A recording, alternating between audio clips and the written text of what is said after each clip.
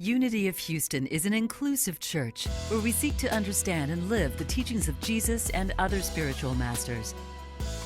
At Unity, we welcome all people from all spiritual paths and every walk of life. We celebrate the diversity of our city and of our world, and we teach love, tolerance, and oneness, seeking to live in harmony with open minds and open hearts. Wherever you are in your spiritual path, you are always welcome at Unity. Join us and discover that the life of your dreams is already within you. Wow, if there's only love. That's actually what we teach in Unity, that the one presence that I call God, because that's the biggest word I know, which a synonym for God is love. In 1 John 4, 7, and 8, the Apostle Paul, no, that was not Paul. Never mind. There went my Bible scholar credentials. The writer of 1 John said, "Beloved, let us love one another, for love is of God, and everyone who loves is born of God, for God is love." And so one of the ways that I experience love is through you, through having friends and companions along this spiritual journey, people who are willing to share their experience, their wisdom with me. And when I'm going through something that's this disruptive as what we're currently going through together, I need a coach, a mentor, a teacher, someone that I can look to. And this is a habit that I first really gained in the 12-step tradition, and it continues to serve me so well. So I wanted to share with you today a conversation that I had with the amazing teacher and speaker, Panache Desai. I reached out to him and asked him if he would be willing to just have a conversation with me that I could then share with you, our community. So this is just a short portion of that interview. We'll make the rest of it available today on our YouTube channel and on social media. But please receive these beautiful words from Panache Desai. Well, Panache, I just wanted to say thank you for taking the time for this conversation I want to have today, and for making yourself available to be a light for people. This is a difficult time. So before we get into the questions, I just want to see how are you and your family doing? We're doing really well. Thank you for asking. We've been self-isolating and self-quarantining now since March the 11th, since the World Health Organization issued this as a global pandemic. And I'm the only one that's going out. And of course, I'm taking all of the precautions necessary as it relates to the virus, but also have been placed immediately into service, supporting a global community in navigating what's happening internally around what's happening. And so it's been an amazing time of not just taking care of my family and advocating on behalf of the members of the world at large that have compromised immune systems, or that are susceptible to the coronavirus, but also advocating on behalf of the well-being and the collective reset of all of us, so that we can make the most of this transformative time to return to what's important, to return to what deeply matters, and to prioritize how we're spending our time during this time of self-isolation and self-quarantine. On a spiritual level, this is a time of mass awakening. Okay, we are awakening. We are waking up to our families. We're waking up to the love that we have in our lives. We're waking up to the fragility of who we are as human beings. There is not one single thing that you will ever be able to take for granted ever again. I can't wait until I can hug another human being again. Right. I just can't wait, because in addition to being the only person that's going out, I'm also isolating in my home. So I'm not currently hugging my children. I'm not able to kiss my kids. I'm staying away from them on purpose, okay, because I want to make sure that they're okay, right? So I've already told them that it's going to be embarrassing once Daddy's able to hug them again, and I don't think I'm ever going to stop hugging them ever again, and they're just going to have to get used to it. And so, what we're being shown is that there isn't anything that we can take for granted anymore. That literally everything is a blessing. Going to the grocery store and having the groceries that we need be available is a blessing. Our health and our vitality is a blessing. Our family is a blessing. And so this is a time of making the most of this divine reset to reconfigure everything in your life around what it is that you actually need. The simpler you become during this time, the easier it is it's going to be for you to pass through this window of time. Okay? And what is it that we actually need? Right? We need 2 to 3 meals a day, maybe. Most of us are spiritual and healthy, so we need 2 meals and a smoothie, right? We need a bed, we need a roof over our head, and most importantly, we need that love and connection, because we're human beings and we're all in this together. And so this is a time of awakening. It's a time of remembering the oneness that we are. And that's one of the reasons why I instituted these global call to calm meditations every morning, because I want people to return to calm. The more we're able to come to a place of peace inside of ourselves, the more we're boosting our immunity. Okay? The neutral nervous system allows our immune system to be fully online and fully engaged, and we're able to again advocate on behalf of everyone who has a compromised immune system. But the biggest thing of all is that if we make this window of time about somebody outside of us, and we make it about somebody else and what somebody is or isn't doing, then we're missing the point. This is a time of personal accountability and responsibility. We have to advocate on a very practical level on behalf of the health and well-being of our families. We have to advocate on a very practical level on behalf of the financial health and well-being of our families. We have to advocate on a very practical level on the health and well-being of our businesses and our creative expressions, because for most of us, they're the same thing. And we have to advocate on behalf of love in every area of our lives. And if we make it about ourselves, and we stop focusing on what somebody is or isn't doing outside of us, and we stop focusing on what the origin of this virus is, and we receive it for the blessing that it is, which is an opportunity to come home to ourselves and to return to nature, then we will come out of this thing knowing that we are divine, knowing that we are love, knowing that we really do have everything that we need, knowing that everything that Michael shares with you every Sunday is not just a wonderful idea, but it's the truth.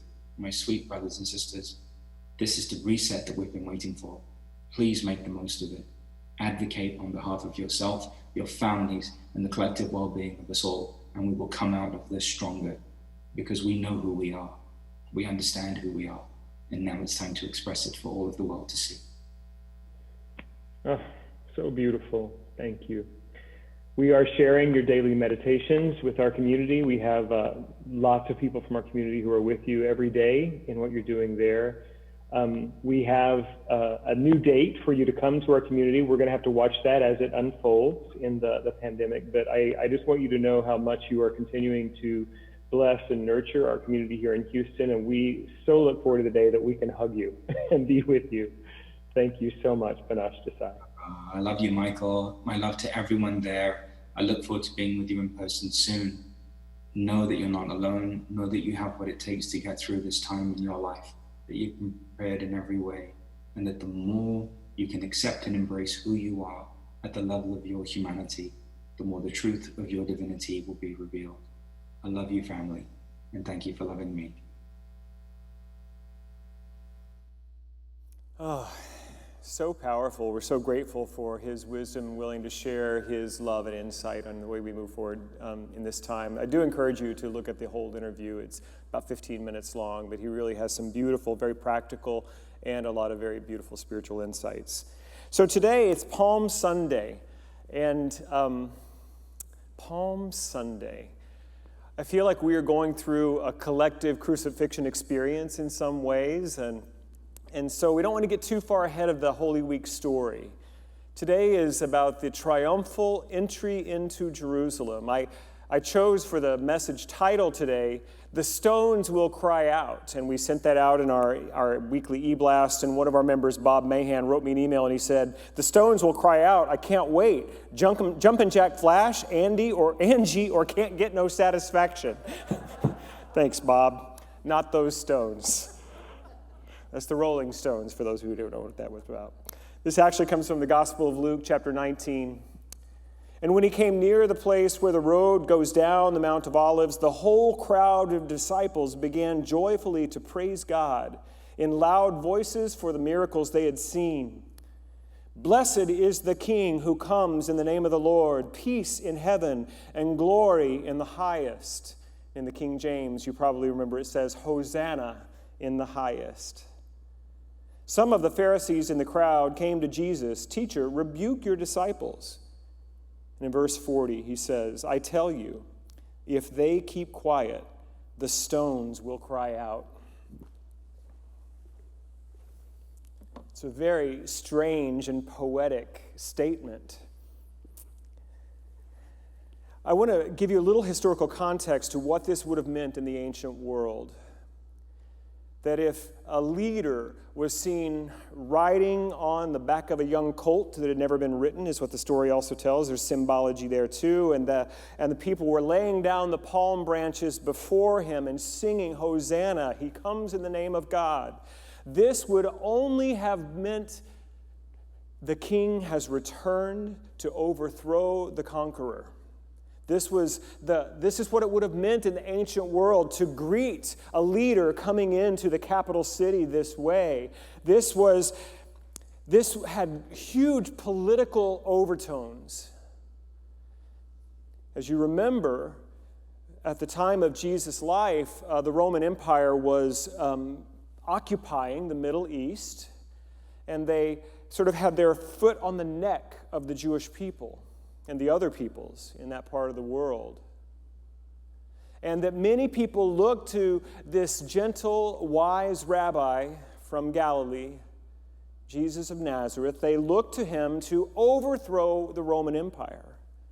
And so when he's coming into Jerusalem with the throng shouting, Hosanna in the highest, they were thinking, our time has come.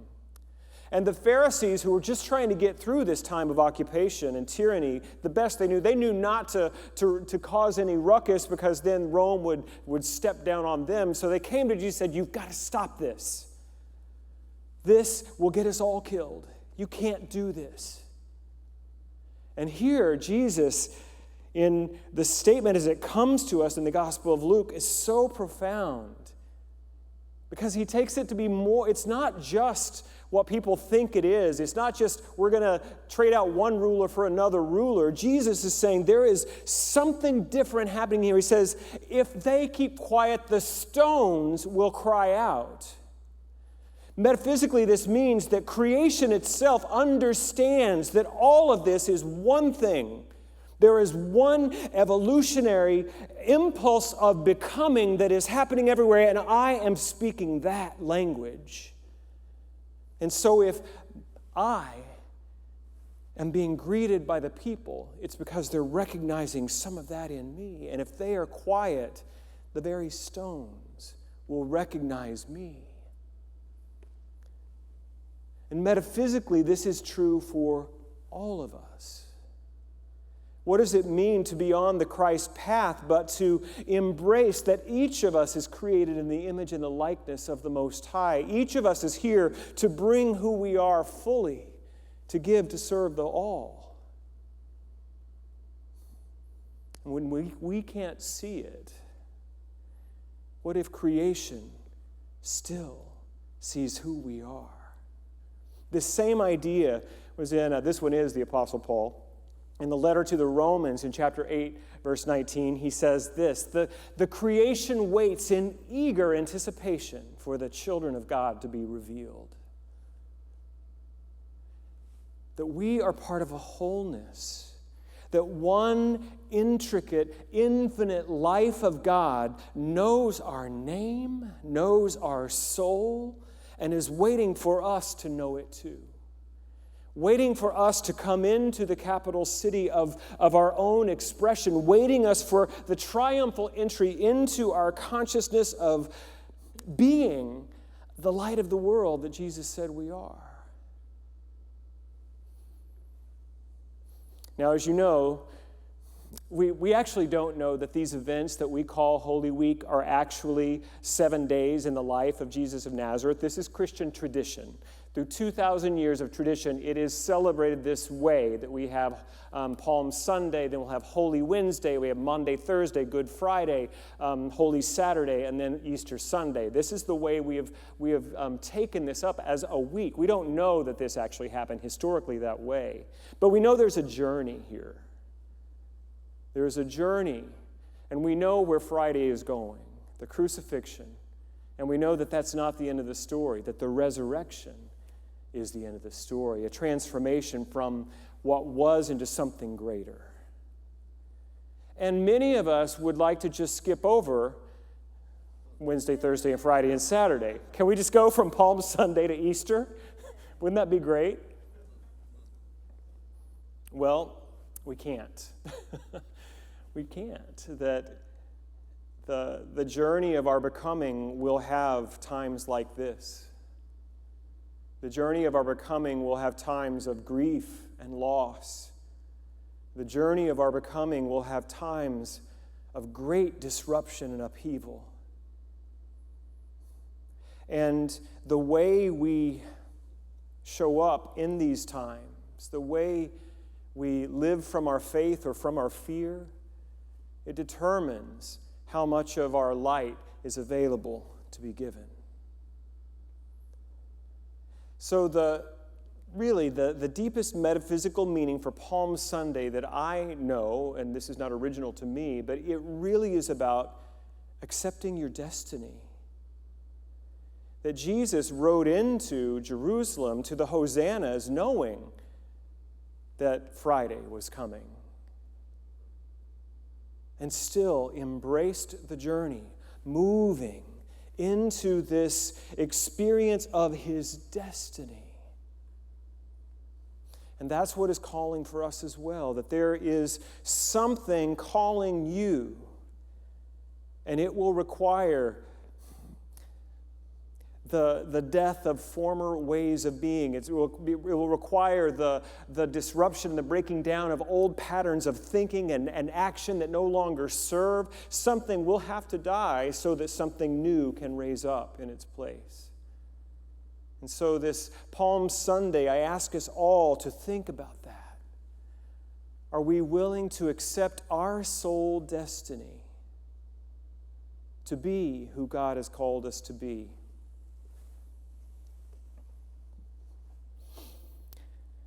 I was thinking about this path of becoming. Here at Unity of Houston, there are 3 values that we live by: being, becoming, and belonging. Being is really about how we live from our oneness with God and each other. Our becoming is the way that we grow and heal, and we reveal that light over time and through practice. And then our belonging is that we do it all in community. This message today and this Holy Week journey, this hero's journey that I think each of us is on, really is a becoming journey. And so sometimes when we use words like destiny and the soul's path, and it's a little big. It gets a little freaked out. It's like, that's a little too much, Michael. Can we just pull it back a little bit? I'm just trying to pay my bills and live my life. That's really what I want to talk about. Yes. So I was thinking about this message all week, and there are really 4 stages of this journey of becoming that I just want to speak of for a moment. And based upon, this is my journey, my experience. I love from my 12-step tradition that we talk about, I'm not here to preach, I'm not here to tell you what to do, I'm just here to share my experience, my strength, and my hope. That I have tried these principles and these practices in my life, here's how they work for me. So when I first came to my spiritual journey, my life did not work so well. That I was still actively creating damage and destruction in my own life, mostly through the addiction. But I had more than just the alcohol addiction. There were a lot of ways that my life did not work, let me tell you. And so the first step of my spiritual journey is what I call coming to. And I got that from the 12 steps. The second step of Alcoholics Anonymous says this: we came to believe that a power greater than ourselves could restore us to sanity. Because I had a lot of insanity going on in my world at that time. And there's another thing I picked up in AA. It said that first we came, then we came to, then we came to believe. And so this coming to, it's an waking up to what is. That what I've been doing, the way I've been living my relationships, the way I've been living in my financial life, the way I've been treating my body, the way I've been treating other people, it's not working. Something needs to be different. And so this first part of my spiritual journey, and for many of us, it's about really stopping the destruction and the damage. getting some better ways of showing up in the world, just getting some new practices and ways of being. And that, once we've begun to, as I learned in AA, put a plug in the jug, then it gave me some space. Then I was no longer driven by this addictive impulse, and I could actually begin to take stock and make some small changes here and there in all these places in my life, and then sort of live into a more natural and harmonious way of being in the world, which led me to this second stage, which, what do I call it? Let me just make sure I got this right. Yeah, growing up, just maturing, just beginning to take responsibility for who I am and who you are, knowing where the line is. A lot of religions, they have a lot of rules, particularly around sexual morality and around food and these things. This is good for many people who just need to know how to live their life so they're not damaging themselves and others. But in Unity, we just really going to let you figure that part out on your own. Do what you need to do to that part so that we can all grow up. We assume maturity, really. When you come to Unity of Houston, we assume that you're going to handle all of that. That you can have your own ideas about how you live sexually, how you live with food and all of that. That's really up for you to work it out with your God in the way that is right for you. Because once we begin to live in a more harmonious way with ourselves and with others, we become a beneficial presence. We begin to, something new happens. And this is the third stage, which I'm just going to call it awakening to oneness, where we begin to realize that maybe there's more here than just me and my life and my problems, that maybe I'm a part of something bigger. And we can simply be in that state. This is what the mystics do. They're just know oneness. And I think it really is the spiritual goal for all religions to just live in harmony with God. To know that I am not some small, isolated being, but I'm a part of this infinite good. So why isn't that the last stage? I think for many it is, and I think it is the goal, but at some point, for some of us, we come to a place where we realize that I need to give back. That I have healed my own destructive patterns. I've healed my own life. I'm taking care of business here enough and not causing any damage here enough that maybe I could actually serve. That I could begin to be a part of the healing of humanity. And I know that can feel grandiose. And I understand we're in a very strange time right now where the way that we're being asked to heal humanity for most of us is to stay home, stay off the streets, stay away from people. And I just want to thank this team who comes here on Sunday mornings and on Wednesdays that we are wiping down every surface and we are practicing safe distancing. No one is touching each other or a common surface. We're doing everything we can. And I feel like what we're doing is so small compared to the service that we see exhibited in our medical professionals right now, and even the people in the grocery stores and our first responders, all of the people that are giving so much. And what we're being asked to do right now is just be a part of a common solution by staying home. And it's a good thing. And that can be part of your service to the world right now. There was a professor of anthropology or social work. I can't remember where I first heard this story, but it was one of those disciplines that has to do with people. And on the first day of a new class, he had all of his students there, and he said, I want you to know something. I know that many of you have come into this field and into this study wanting to save the world, and that's wonderful, and we need that. He said, but I also want you to know that it's wonderful if you only ever save one life. And I want you to know that it's wonderful if that life is your own.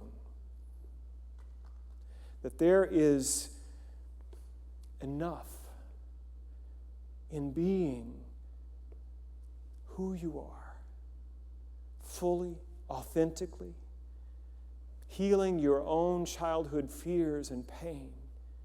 It's enough. It's enough.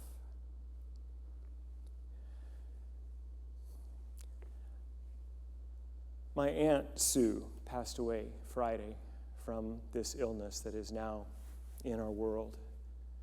She was compromised. She was in a journey of treatment for lung cancer. And when we heard that she had the virus, it was, of course, shocking and terrifying. And they immediately placed her into a medically induced coma to give her body every chance she had of trying to fight off the virus. And on Friday, she was complete in this life and passed away. And I would appreciate your prayers for the rest of my family who have been in proximity with her. And we know that even in rural Oklahoma, this thing is real and it's out there. And I do invite those prayers. And if you ever doubted that your staying out of public is in service, I'm telling you that it is. It may not be in time to save my aunt, but it may be in time to save others. You don't want to be a vector, for someone else to have to deal with this illness. But anytime I lose someone I love, it really does call to mind, what does this mean? Why are we here? And so I've been reflecting since Friday about Sue, and she was ornery, as we say in Oklahoma. Not ornery, but ornery. She had a little feistiness. I mean, she could get mad. And particularly if people weren't doing right, didn't sit too well with her. And I thought, and my mom and I talked about if anybody is going to fight this thing off, it would be Sue McCauley, because she had just a lot of fight in her. And I think about her laugh, the stories she would tell. Wonderful, wonderful being. And I'm thinking about the light that she is and was and brought to my life and to our family. It was not the first marriage for her. She was married to my mom's brother, so she's my aunt by marriage. And not the first time for either of them. They came together later in life, and such a fun coupling. They just were so... I had a chance to be with them and my mom, and we were in Vermont for my cousin's wedding for several days a few years ago, and that's when I really got to know her and just how much fun we had. And I'm thinking about the enoughness of her life. I wouldn't change a thing about who she was and how she showed up. Just feel so blessed and honored to have known her in that way.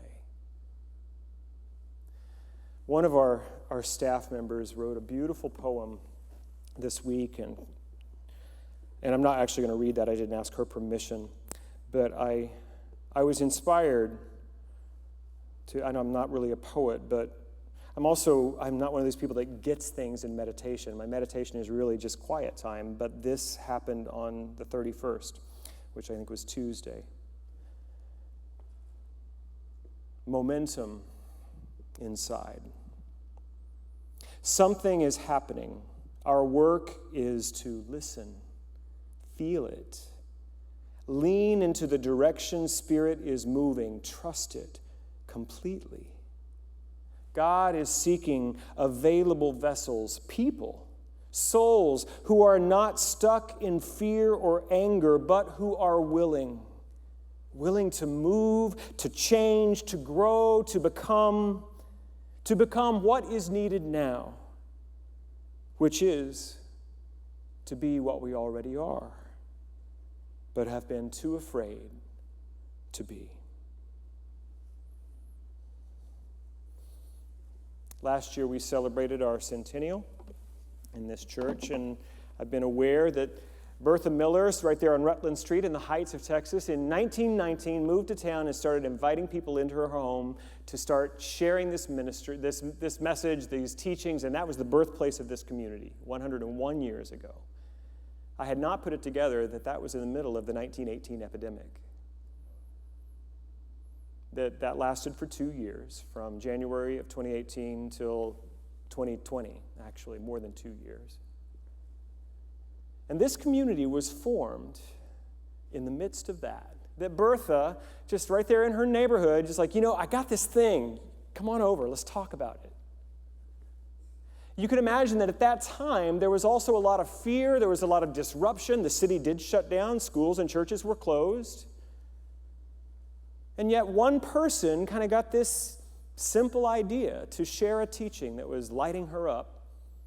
And so she invited a few neighbors into her home, and they began to study together. A few years later, Bertha was in the very first class of ordained Unity ministers. So I don't know what this time means for us as a community. I don't know what it means for us as a culture and society. I don't know what it means for us as a species. But I know that if Unity of Houston could be born out of that earlier disruption 101 years ago, how good, how many thousands, tens of thousands of people have had their lives improved by what happened then. I want us to hold that our resurrection day is coming. And it will be bigger and more powerful and more beautiful and more meaningful than we can currently know if we get out of the way. Safe distancing, I get my own keyboard. Nobody else touches it. This song I wrote in another time of disruption and unrest in my life. I didn't know how to be or what to be, but my prayer was just, use me. Just show me, God, what I can do here to be the presence of your light and your love.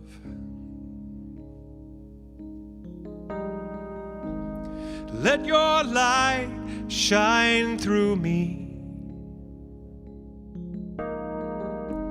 in places where it's hard to see, where love is dim and hearts and eyes are blind. Oh God, let me shine.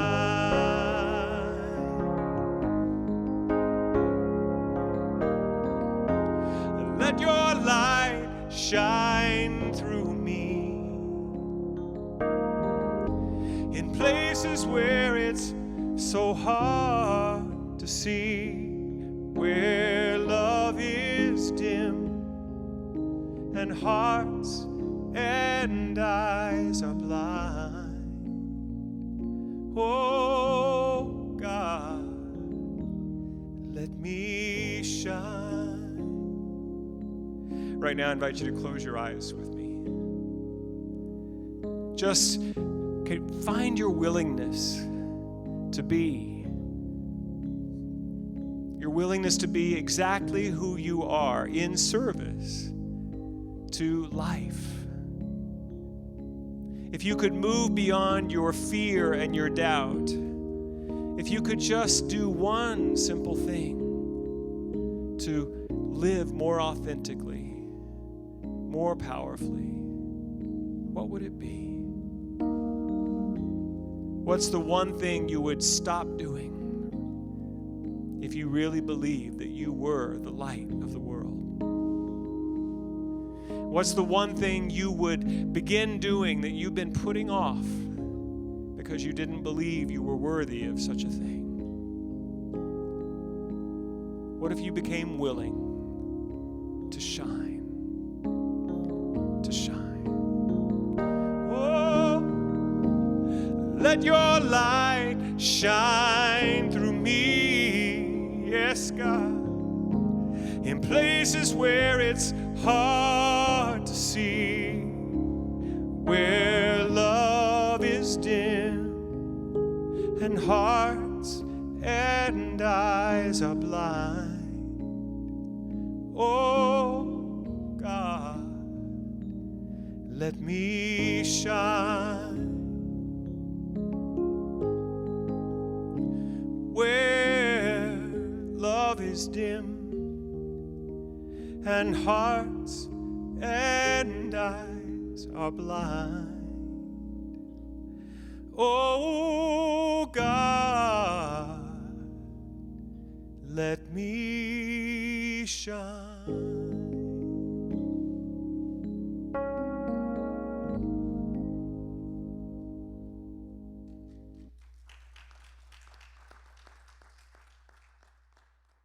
Thank you for watching this message today.